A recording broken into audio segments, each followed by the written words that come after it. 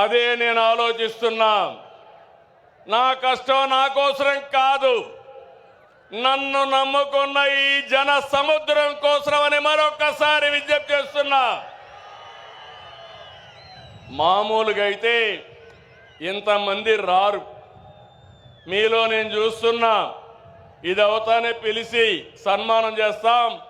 కోడూరు నుంచి 60 సంవత్సరాల వయసులో సైకిల్ వేసుకొని కడప మహానాడుకు వచ్చాడంటే అది తెలుగుదేశం పార్టీ పైనుండే అభిమానం.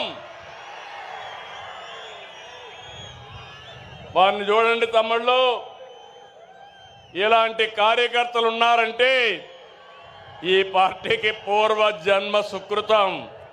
తమలో గట్టిగా చప్పట్లు కొట్టి అభినందించండి. ఒక స్ఫూర్తి ప్రదాత.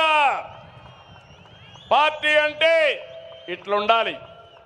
మనం అందరం ఈ మారిగా ఉంటే ఇంక వైఎస్ఆర్ కాంగ్రెస్ పార్టీకి అడ్రస్సే ఉండదు. అవునా కాదా? ఉంటామని చెప్పండి.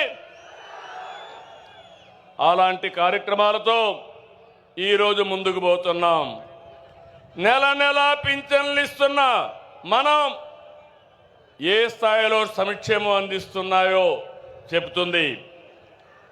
దేశంలో ఏ రాష్ట్రమైనా 64 లక్షల మందికి పింఛన్లు ఇస్తున్నారా అని అడుగుతున్నా, సవాలు విసురుతున్నా.